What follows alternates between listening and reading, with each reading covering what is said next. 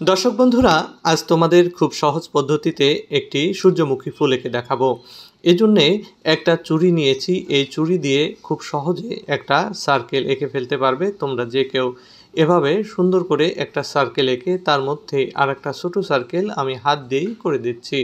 এই সার্কেলটা করা হয়ে গেলে আমি বড় সার্কেলের চারপাশে সূর্যমুখীর পাপড়ি এভাবে গোল গোল করে দিয়ে দিব। তো আসলে এটা গোল নয়, এটি লম্বাটে। একটু সূর্যমুখীর পাপড়ি কিন্তু এইভাবেই করতে হয়। কেউ কেউ আরেকটু লম্বা দিয়ে করেন। সূর্যমুখীর পাপড়ি অনেক ক্ষেত্রে অনেক লম্বা হয় এবং এর পেছনে আরও অনেক পাপড়ি থাকে। তো আমি কিন্তু পেছনের পাপড়িগুলো আজকে দিব না। কারণ হচ্ছে আমি ছোটদের জন্যে আঁকছি। ছোটরা যেটা সহজে পারবে সেই বিষয়গুলোর দিকেই কিন্তু আমার খেয়াল রাখতে হয়।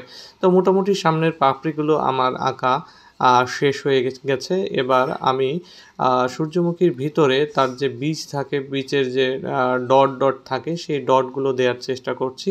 ছোট সার্কেলটার মধ্যে বেশি দিয়েছি এবং বড় সার্কেলের চারপাশ দিয়ে এরকম ছোট ছোট ডট বা সার্কেল দিয়ে দিলাম।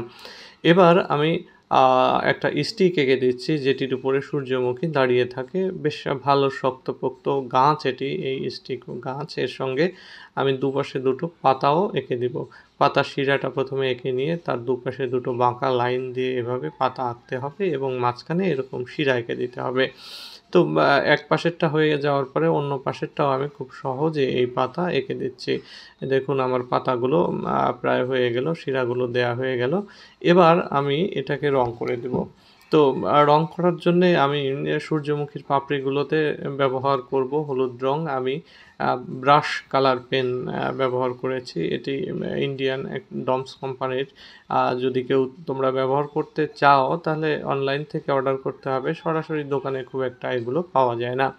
আর আমি আরেকটি বিষয় বলে রাখি, যারা ছোট্ট শিক্ষার্থী বন্ধুরা রয়েছো তাদের দেখার সুবিধার্থে আমি কিন্তু কালার পেন বা সাইন পেন দিয়ে এই কাজগুলো করি। তো এই ড্রয়িংগুলো কিন্তু সাধারণ গ্রাফাইট পেন্সিল দিয়েই কিন্তু করা উচিত। আর এইগুলো করার জন্যে দেখা যাচ্ছে তোমরাও যদি আমার মতো পেন ব্যবহার করো, ভুল হলে আর সংশোধন করতে পারবে না।